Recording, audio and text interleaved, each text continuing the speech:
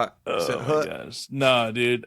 I was just good tell me old about it. times. I Tell I me about it." wanted to go into the military when I was joining the military to be a foreign observer, meaning I would do the scouting, send back the coordinates where the artillery would bomb. But during the process of me joining, they realized that I have a lazy eye.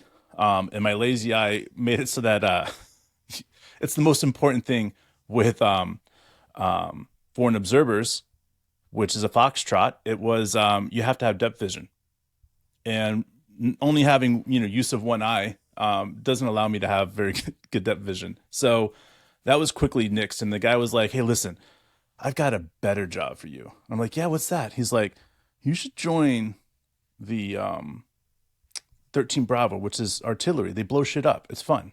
It's And fun. I was like, "Blowing shit up in the military? That sounds like a great time." I was like, "Do I still get to carry like a weapon and stuff?" And the guy's like, "Yeah, you get to blow shit up and carry a weapon."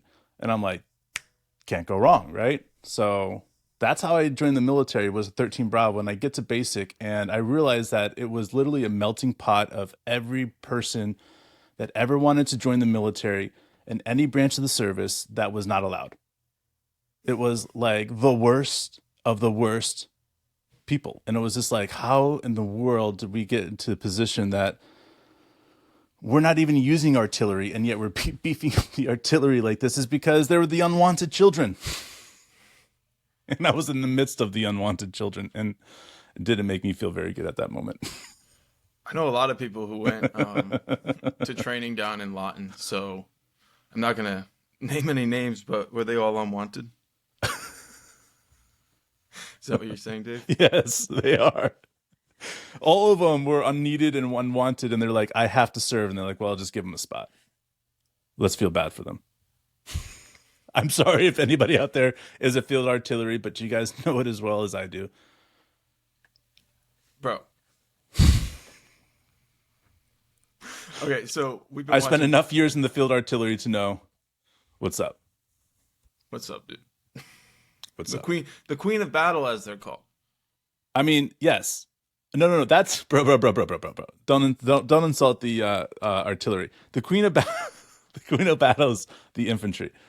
We're the king of battle. But with that being said, I shouldn't say we're the king of battle because I no longer participate in blowing shit up. So the artillery is the king of battle. But as everybody knows, the king of battle can, the king on a chessboard only can move one space at a time.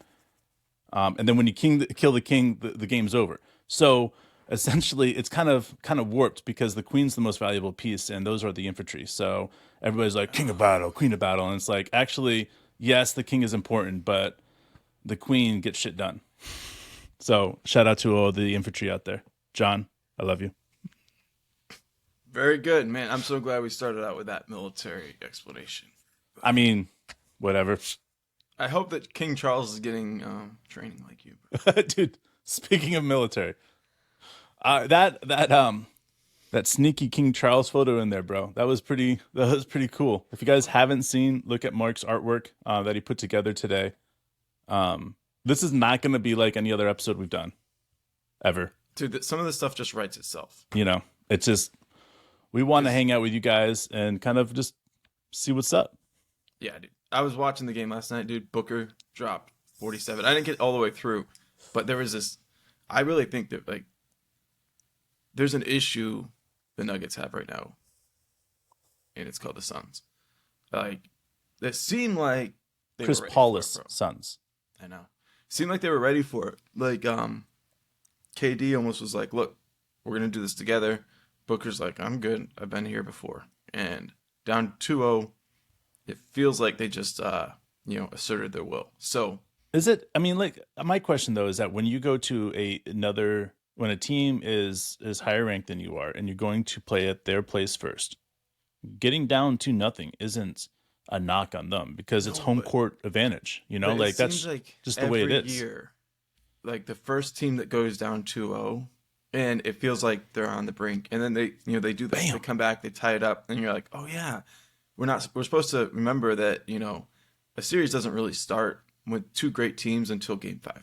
Like just it's probably going to go 2-2. You might one of the teams like early in this second round, like teams are just stealing game one, you know. But then it kind of like levels out, and the better team takes the lead again, and then it's like it's a dogfight. So, you know, game five, these series, you know, it's all about adjustments and stuff. So, yeah, the Sixers, man, they came out, they figured out how to get a win with Harden, and then they dropped the next two. So it's like they're not really feeling great anymore, even though they got that game one win.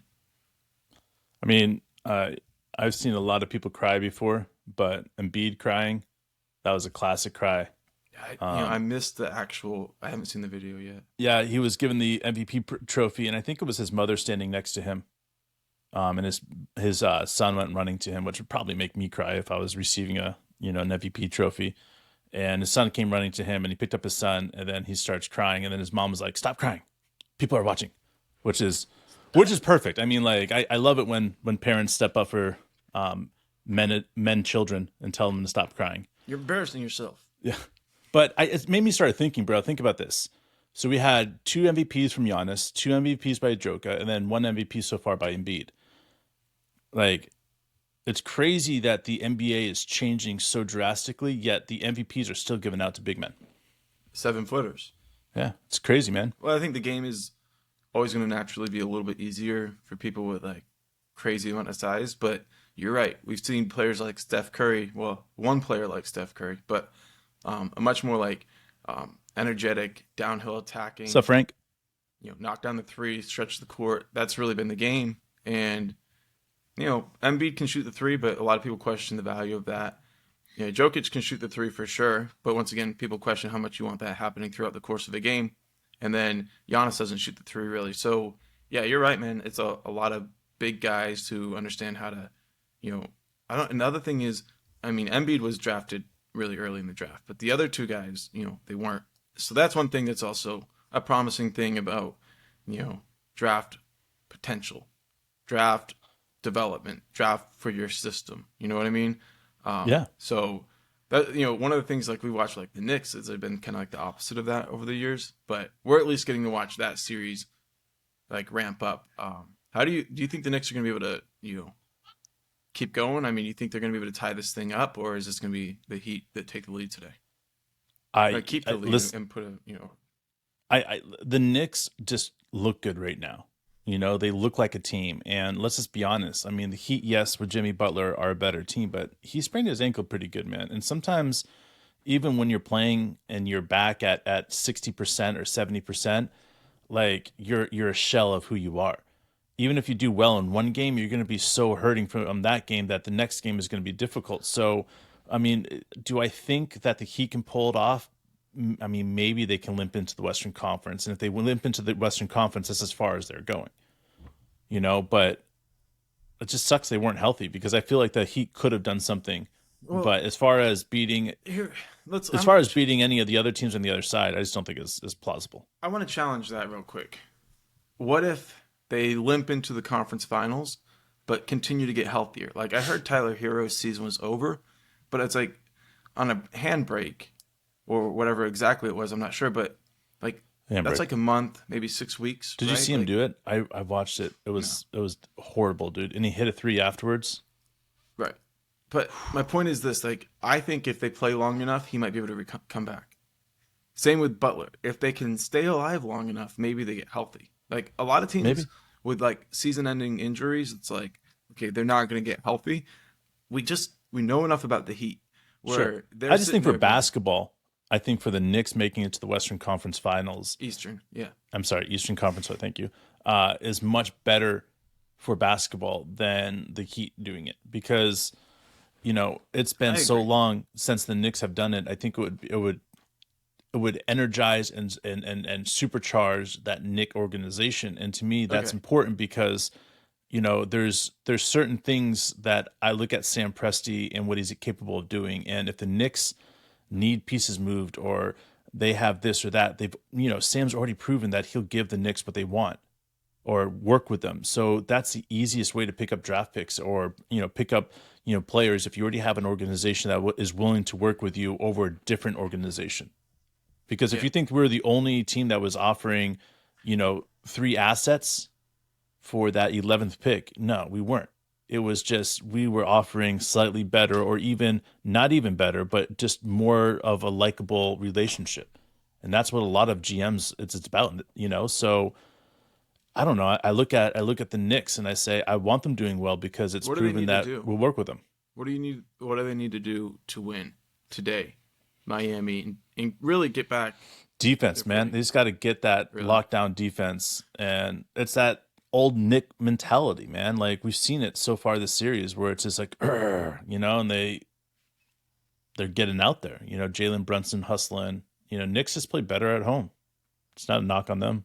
Yeah, but they got to get this one on the road, and that's where I'm kind of like they can play defense. Defense travels, but you're gonna have to score, and like Brunson can't get it done by himself. So I feel like the one thing that has been surprising about the Knicks is the depth of role players that they've been able to get. Like especially like Mitchell Robinson Oh when yeah, Randall's down, he steps up, and then Hartenstein steps up when Robinson goes out. Like they have good pieces, and that was one thing I wasn't giving him credit for. Like coming into the playoffs, I was like, I think we know what we can expect from the Knicks. But then when they get really deep in their bench, you're like, well, that's a good NBA player, and that's a good NBA player. Like, well, if they're all on the same page, like you're saying, playing great defense, competing, good things can happen. So, yeah, I mean, it should be a fun game. I'm excited. dude. And what better gift can you give the New York Knicks fans than a chance to do this? Because if Milwaukee wins against the Heat, there's not a chance that Knicks are going to win. Just not. Like they could have taken it to 6 games, but the Milwaukee would have just, they outscored them, outplayed them, all that stuff. So, good job for the Knicks. What they got to do is bring one more game back to Madison Square Garden. One more. Get at least one win, and then that'll happen, right? Yep. Will it happen anyway? Yeah, it's gonna happen anyway. Because they'll go We'll two find out. games, and then Miami, because it's tied 1-1, so they're gonna have one more game back in New York anyway because they won one game. But anyway, I like um, Mitchell Robinson. I'll take him on the Thunder. dude, we were like, what are we gonna talk about today? And they were like, King Charles. That was the number one King subject, but we Charles. don't Oh, actually want to talk about King Charles at all. King Charles. We don't. He Dude, listen, like, when we're talking about King Charles, we always have to put in the same sentence Beavis and Butthead. Beavis and Butthead, or I always think about him as like the Prince John from Robin Hood, the Ooh. thumb sucking tiger. So where's mommy? But anyway, He's a 70-year-old man. I don't think he sucks his thumb anymore, but I could be wrong. I think he does. I think he has Camilla do it for him. Oh. Suck my big toe. Oh. Anyways, so all hail new Oh, King hell. Charles. All right, dude. Now we're done with that. All right. So you mentioned Beavis and Butthead. All right. So we were watching one, and he says I think Beavis hurt his Tesla coils or something. Testicles, yeah. Tesla coils or something. And we're like, that sounds like Tesla coil, and we're like, all right, but take a bow, bro. Yes. Tell us about Take a Bow. Take a bow. That's that's the episode where he says, "I think he hurt his Tesla coils." You haven't seen it? Oh yeah, he hits him in the balls, yeah, and then Yeah, makes him lean over. Yeah. Take a bow, and I feel like we should all take a bow today. I had my kids watch that. Dude, there's so many They're like, good "How come you laugh every time you start watching Beavis and Butthead?" So I had them watch that one, and they started laughing too. I have been a fan of South Park for so long. I remember finding it in high school and just being like, this is so dirty and I love it, right? But when I started watching the new Beavis and Butthead, like I just can't help myself. Like every part of it. Like when they talk about Nicki Minaj and saying that her butt is like Pinocchio. Every time she lies, it gets bigger and bigger. But Like then he was like, "I it's wish just my dong was like that." yeah. Every time I lie. Every time I lie, I wish my schlong would get bigger. I wouldn't have to do anything. I would just lie, and then I wouldn't lie, and then I would lie, and then wouldn't lie. He explained playing with himself. Yeah, that was by lying. Dude, what was that? What was that comment one of our listeners said? We were talking about it. Tubin made a comment about. Oh yeah, dude, somebody said that It was a tubular episode. And Tubular like, episode. I'm like, what the hell is a tubular episode? So I guess it's not an insult, but at first I don't know what that means. We're too old. That's No, it. I not even like the fact that the play on the words, Jeffrey Tubin. I mean, Tubin. I sent you that video. Did you watch Getting it? that lube in with that Tubin. I have the actual video of Tubin Lubin. Yeah, No, yeah. I'm just kidding. No, I didn't. I'm Do not good. have the I remember original. it. I remember it. Yeah, but you watched that where he was like asking him about getting fired and everything, and I really it rather was not just- talk about this, but I will say the last 3 years have been everything has gone amazing. Bullshit. Oh, Once you man. pull out a micro like that, your life will never be the same. Hey, I think last time we supported him for making his own decisions, but just encouraged him to make better decisions, and then people really didn't appreciate it.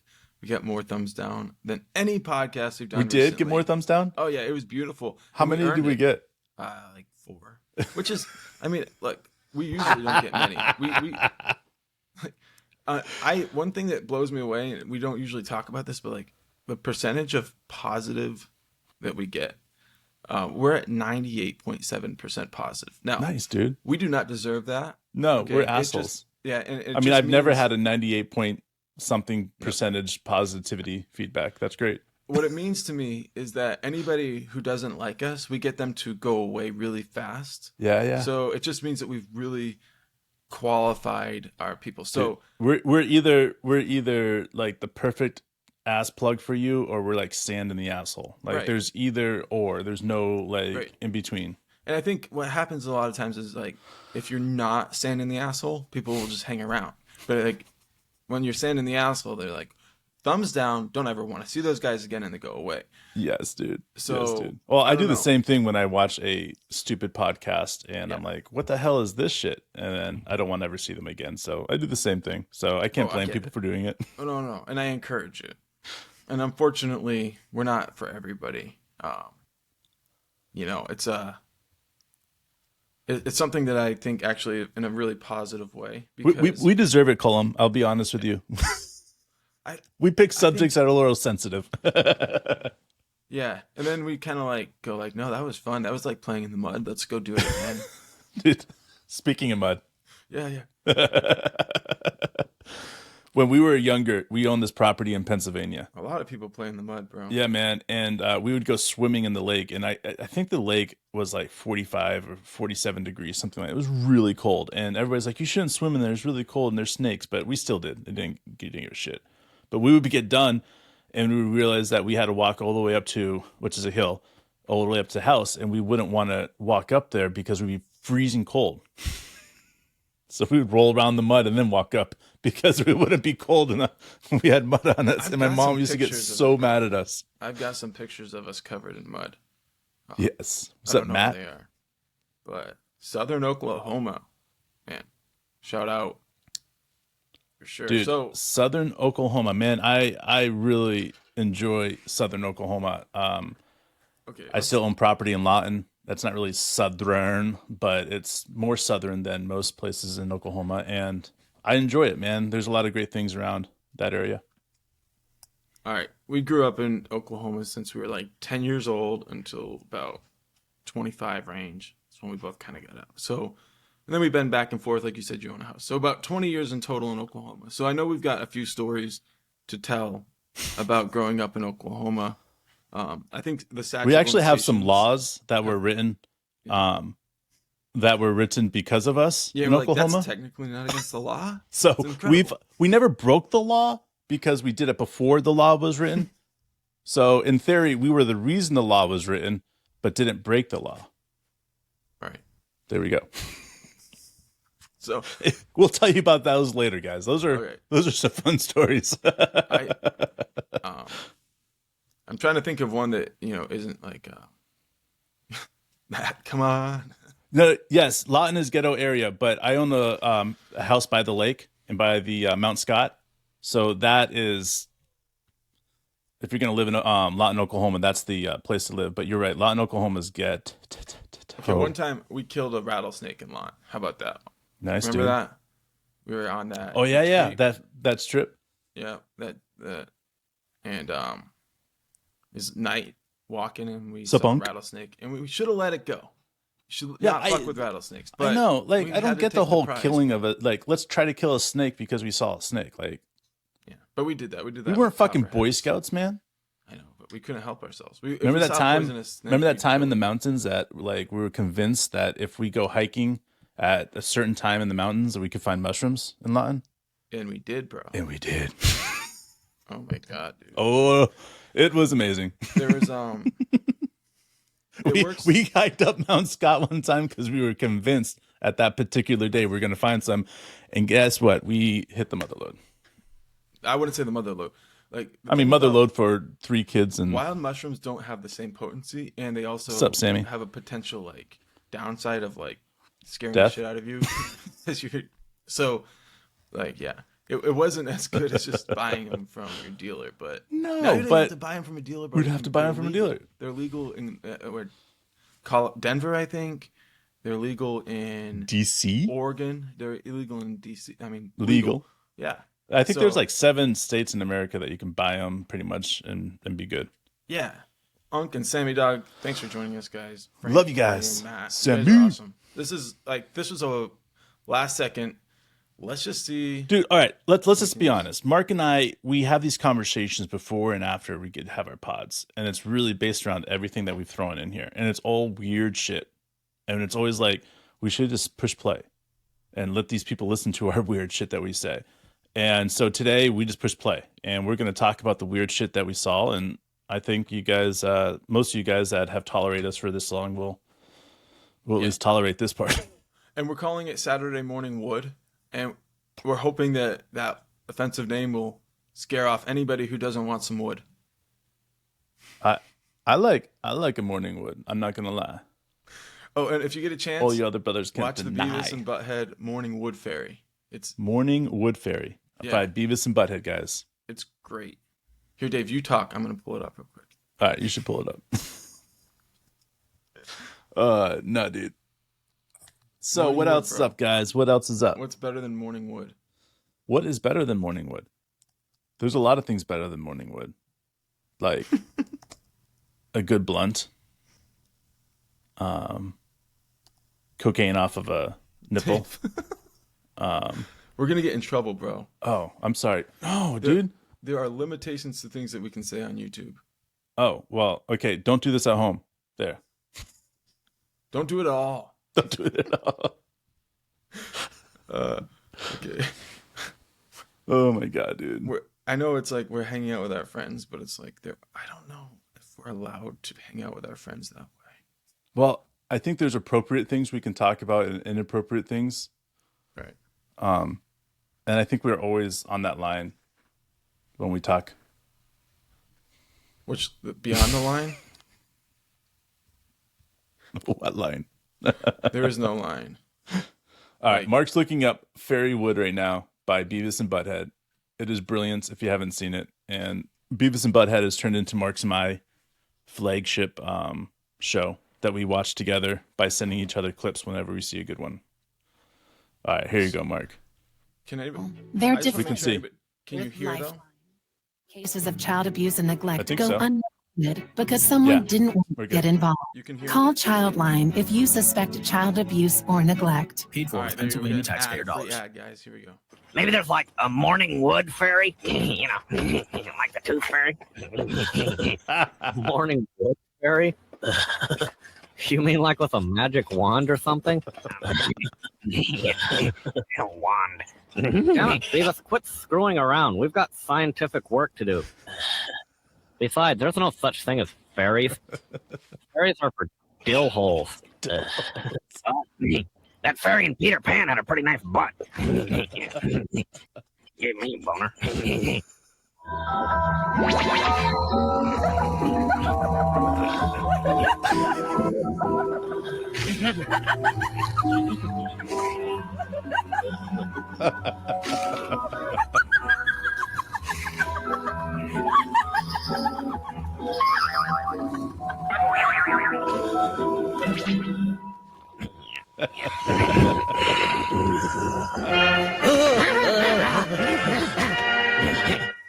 Hey, buddy, I got morning wood. What happened? I had a dream I got a stiffy.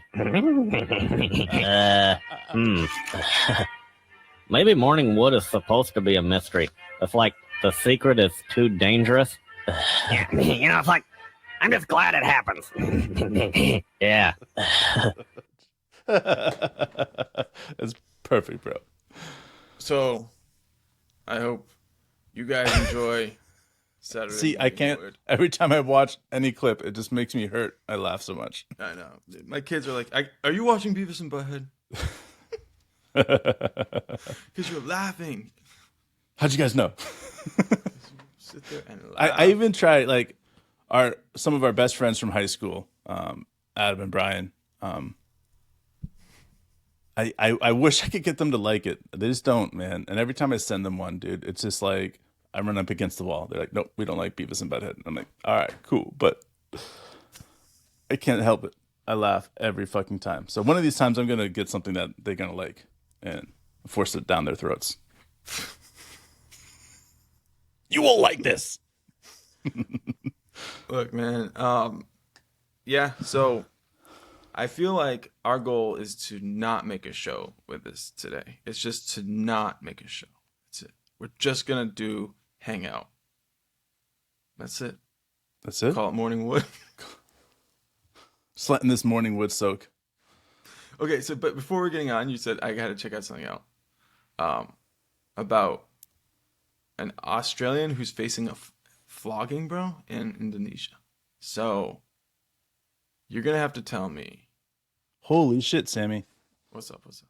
Man, that is amazing. A Melbourne's Tiger top with the signatures including Andrew Gaze, Dave Simmons, and Warwick Giddy. That's amazing.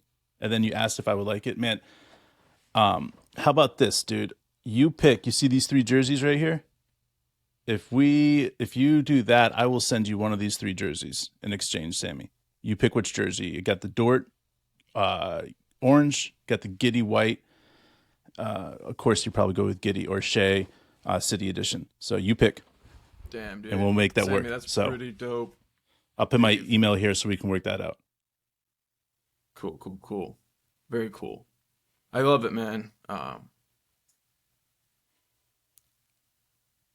Awesome. Dude, So, jersey swaps, man. That's what I love doing, by the way, Sammy. It's one of my things. I really enjoy doing it with anybody, especially when I post these up here. that's cool. That's cool. So, Fucking love you, Sammy. very, very cool. All right. So, I want to change the subject from what I had. So let's talk Lakers Warriors, bro. Let's talk about All right. Lakers Warriors. So, what do you think is gonna happen? Lakers, Warriors. Well, I think LeBron thinks he's not done, right? But with the way that Anthony Davis is playing, he's done. So this is kind of a critical year for the Lakers. Either A, they're going to blow up the So you don't think they're gonna make it? roster. They have to get to the Western Conference Finals for them not to blow up the roster. So I'm looking at it and I'm saying, do they have enough to be able to beat Golden State? And I don't know, but LeBron is always clutch in the playoffs, and I don't know if Golden State has enough to stop LeBron if LeBron's going off. So I think that's, can the Lakers win? But yes, but it's going to take every single thing that LeBron has to be able to pull this off. Does he still have that in the tank? I mean, I don't know, man. I don't know. Like I keep going back and forth in this, and I absolutely think that I want LeBron to have another chance at a championship, especially a 7 seed would be brilliant. I mean, imagine the Knicks and the Lakers making it to the championship. A lot of shit would have to go wrong, and a lot of shit would have to go right. But the reality is that would be a fun series to watch because there's 2 teams that nobody would have ever thought would have made it this year. That's true. That's true. There's a certain DNA of like a championship team, and we've heard LeBron talk about it a bit in the locker room. He was like, "We're going to level up, right? We just got past level 1, now we go to level 2. It gets harder, right?" And teams have the ability to get better throughout the playoffs, and as the postseason wears on, they find another gear. They go deeper in their roster. Yep. Different things like that. So it'll be interesting. I think the Lakers are definitely a different team than what we were watching earlier in the season, where they were having trouble figuring it out. And now I'm looking at them. I'm like, Hachimura is playing really good. Schroeder's playing pretty good. They've got some depth. They're figuring out what they're trying to do, and they're getting better. And they're kind of like learning each other's skills. Now, if you're not like really, really, really, really like finals competition every year, then waiting that late to figure it out can really be detrimental. But I just hope it doesn't matter. I hope the Suns like start waking up like they did last night, and they just put a pedal to the metal, and it doesn't matter, because I'm with you on. I hate the Lakers. I hate what they did to Russ. I hate Golden State with a passion. Like, it doesn't matter what side of the bay they are on. I still fucking hate them. Like, Golden State sucks balls, and yeah. I look at it like I want both of them to not even have a chance against the Suns. And when it's all said and done, I want the Suns to be able to look at it and be like, yeah, championship number 1. Because as much as I hate the KD left us like he did, I'm ready to move on, because we would have never had this team that we have if he didn't do that. And I'll always be grateful and thankful for that, because the reality is that Sam is a better GM because of it. The coaching staff is brand new because of it. And what we've been able to accomplish since KD left is truly spectacular. So as much as I want to hate what KD did, I will always be grateful for the amazing years he brought Oklahoma City. So I want him to win a championship without Golden State. I want him to win a championship without anybody else except for Booker, because it would be him leading the Suns to a championship. Yeah, I mean... Thank you, Sammy. I'll get right on that. It was painful to see him leave and have success. There's no doubt about that. But in the end, like all former Thunder players, I really want them to have success. I don't want to be like a resentful fan base. And we're too small of a market to be like holding grudges. And that might sound ridiculous, but it's just like having a top 20 player or whatever he is come through your organization and spend so many great years and establish a reputation. You got to like look back and be like, that was special, even though it wasn't, it didn't end up how we all wanted it to. I read an interesting article by Barry Trammell last night, and his articles sometimes piss me off, but this one was just kind of talking about the taking Presti's comments and saying like the modern NBA would have really fit really well for the past team. Talking about Jeff Green, his continued success in the NBA until 34, I think, or something like that. Like Harden, Russ, KD, like all these guys were in the playoffs or are in the playoffs. Like all these guys are really good players on good teams. Yep. And it just was like they were almost too early for their time. And you're absolutely right. I feel like there's, like you said, a lot of lessons to be learned from those experiences, especially specifically from Presti in team building concepts. How can he improve? How can he take it up a notch? So I feel like incredibly excited knowing that, like, I feel like what you're saying, like those years weren't like a complete loss just because we didn't win it all. Yeah. And that's something that's hard to remember in sports. Like there's only one championship, but like those are like incredibly special years, I'd say. The joy. Yeah. I mean, think about it. I mean, like when you get a chance to watch your team have success in the playoffs, man. Mm-hmm. I mean, like every morning you're waking up, you're happy. Every night you're going to bed and you're like, you know what? I'll fucking have an extra beer because fucking my team's doing well. Like it's the fucking bee's knees, man. Yeah. Like sounds weird and crazy, but it's the same endorphins as when you have a child, like you're just pumping with endorphins of like just happiness and joy. And then all of a sudden, like the reality hits you and your child's screaming and all this other stuff, like a couple weeks down the road, just like when a couple weeks down the road, your team's out of it. But it's always so much fun to be able to watch it. And especially with the Thunder and what they did against Golden State and what they did against, at the time, Miami, it was just like, you felt like this was the beginning of something great. And that's why when we're looking at this team that we have, it's money, because we see the same things. and it's something that when you see it, you know it, and that's what's so great about it. Yeah, one of the things that Trammell mentioned was that Presti said something about if you're waiting for the Red Sea to part or the seas to part before it's your turn, it'll never happen.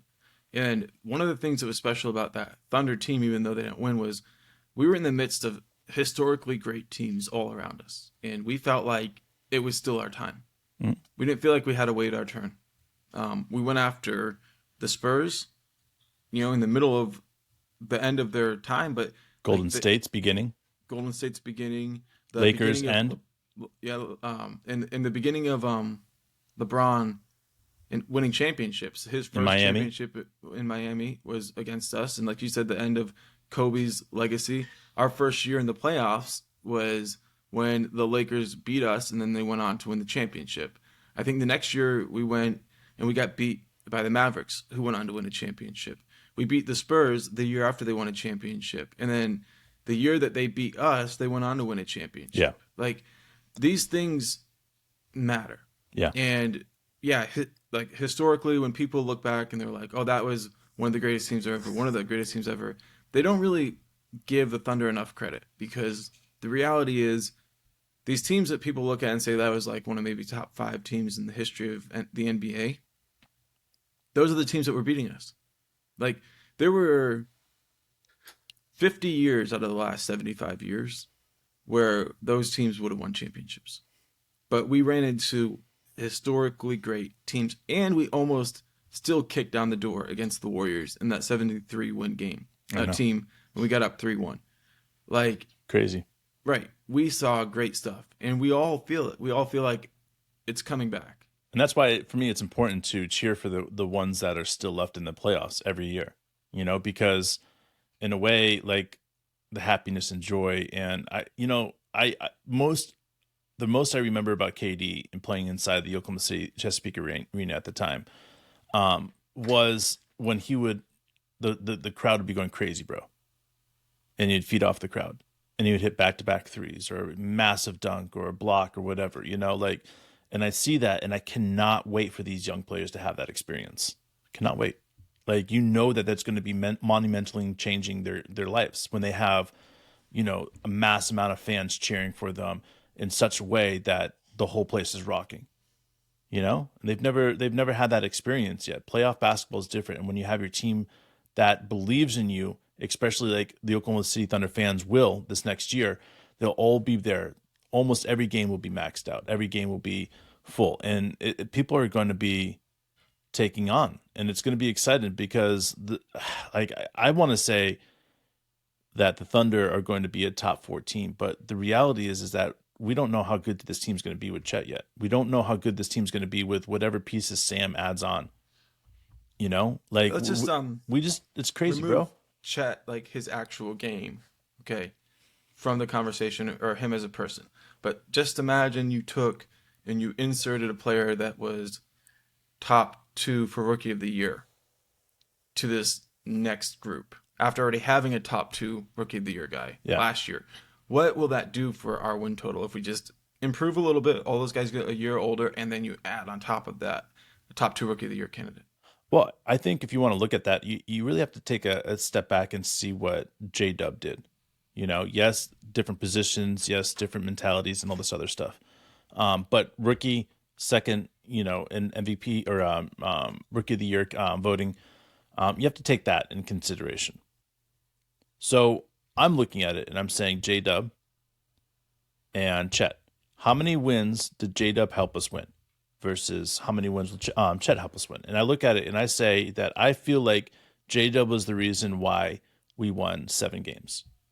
Without him, we probably would have lost. So then I want to put those 7 games on Chet and say, that's your baseline. Because I don't know what the mentality of him playing after this, injury. So I want to say the baseline 7.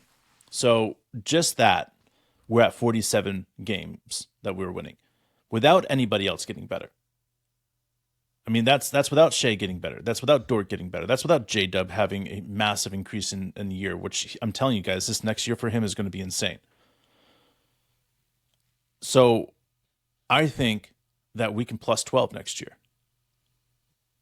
baseline, with That would Chet. put us into like somebody said if we did something like that, that would be like a historically great team. Yeah, 52 wins. Oh, I mean, plus it's not 12 wins. I thought you were saying plus 12 points. I was like, no. Just 12 wins. So we had 40 wins this year with the playoff. So really 51 wins is I think our baseline, taking out the playoff win. So to me, like that's where I'm circling and saying, 51 is your baseline. And if we can get to that 51 mark, then what do we like? If there was this year, it would be 7 games behind number 1 seed, which would put us again top 4, top 5. So it's in that spot right there. Do I think this next year is going to be the same? No, I think we'll have a couple 60 win teams in the West next year. So I do think that there's going to be a bigger gap. So we could end up being in a position that we get 54 or 55 wins next year, and we're only a few games back behind first place. That's the reality of this, and a lot of people won't, disagree or agree with us. But the reality is, it doesn't really matter because we don't know how good this team's going to be or how bad this team is going to be until we get to February. That's really the mark. Like if we're 5 or 6 games or 7 games or 10 games above 500 in February, then we know that we're going to be really good shape. yeah, absolutely. We don't have those crazy fans here in the U.S. At least not except for in Philadelphia.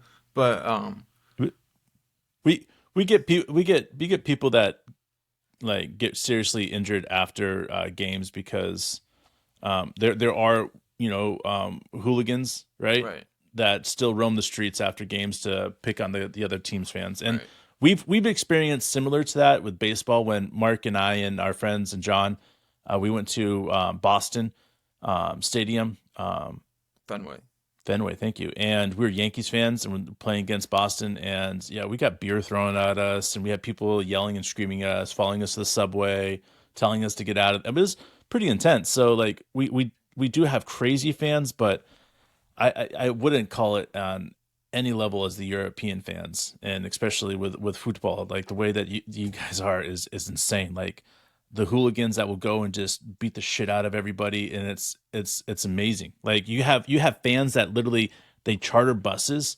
and they drive like 14 hours in these buses that are all designed to get the fans to the stadium. Like it's intense, man. Like I've never seen a fan base like that, and I hope one day it gets crazy like that for us.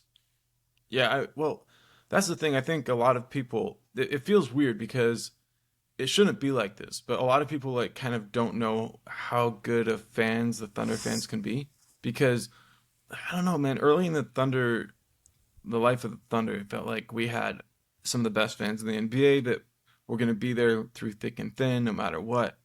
And yeah, a lot of them got really hurt.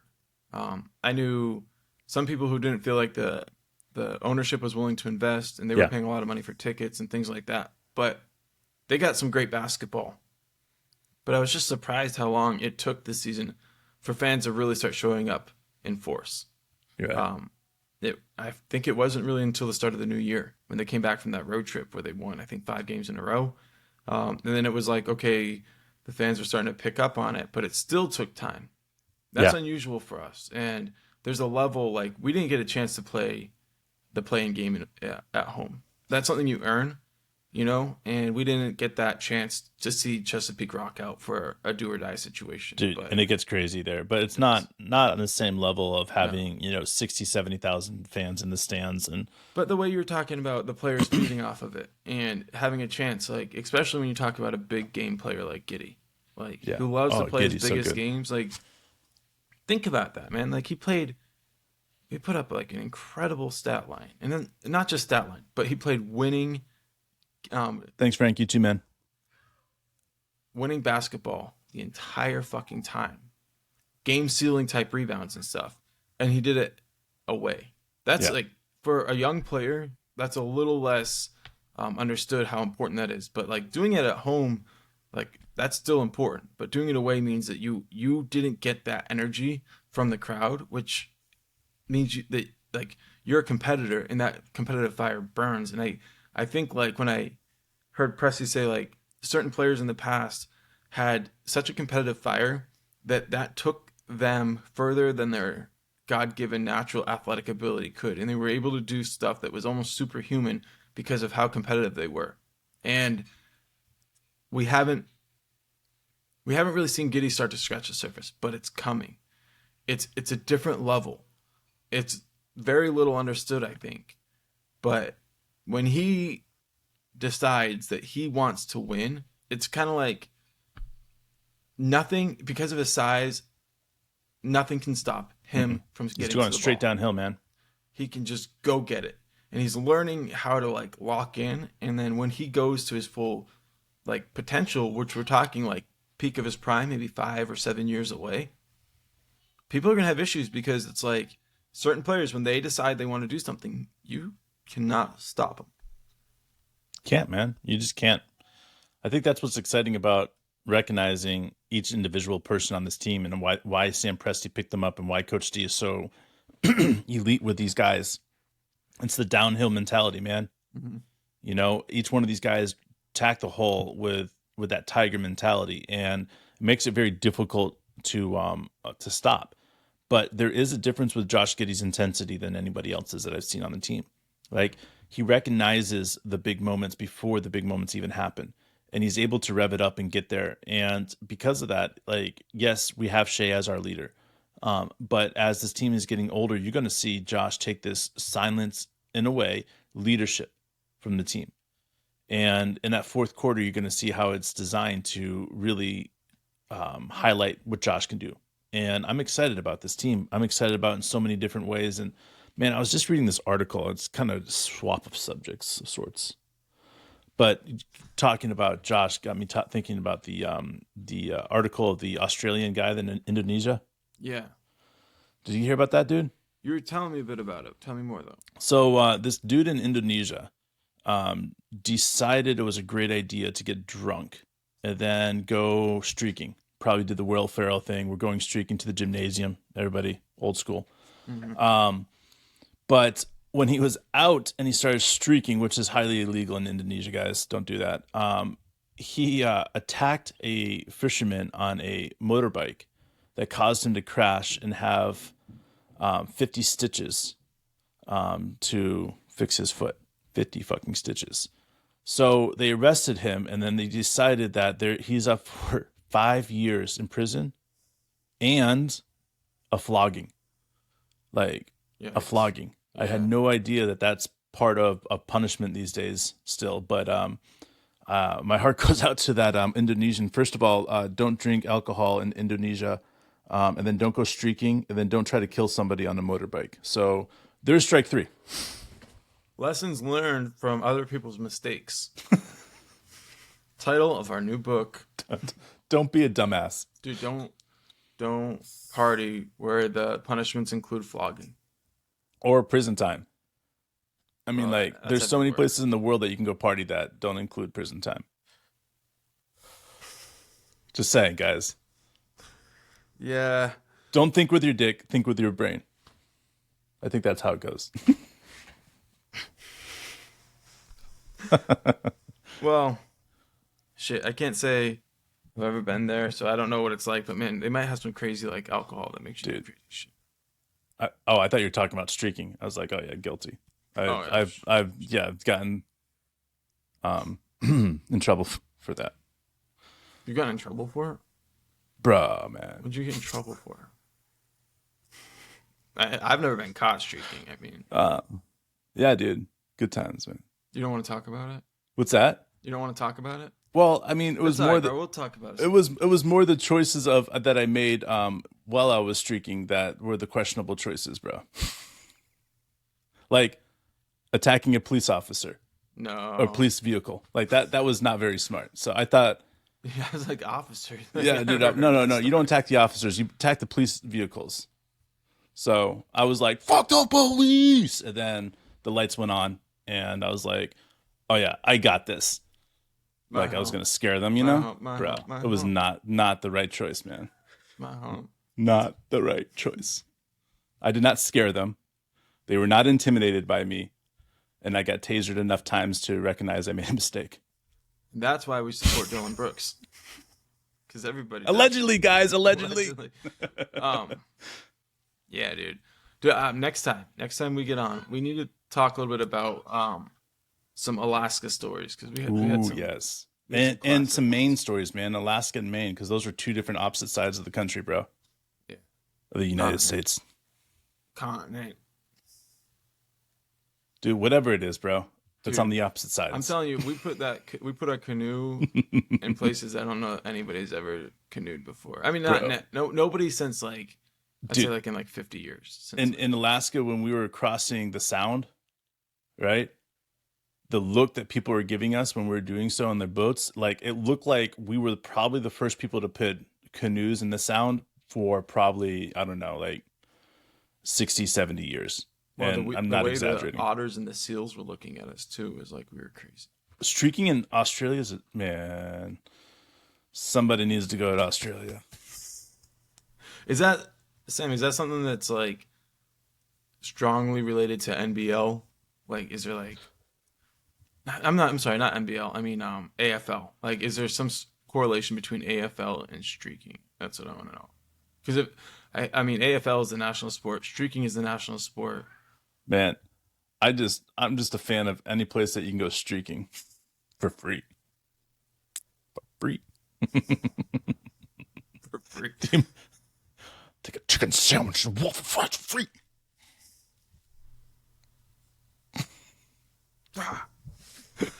You're trusting now.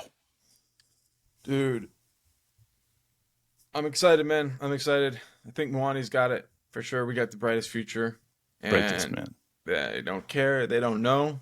But what happened last time gave us a taste for like how intense the spotlight of the entire NBA world can be when it's all on your city. And it was incredible. It was like It was hard though because our media didn't know how to handle it. No, they didn't. They're like, "Oh, the spotlight's watching us. What we're gonna do? Let's trash our players." Yeah, it was rough, bro. It was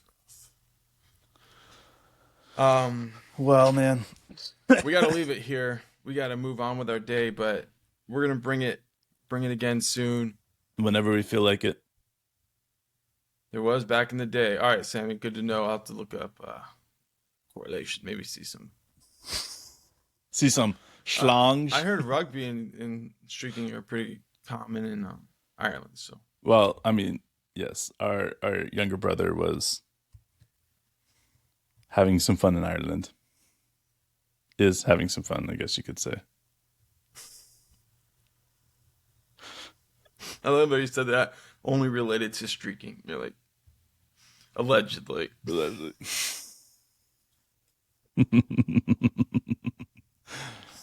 All right, bro. Good talk, man. Glad we See did you it. guys soon. See you guys later.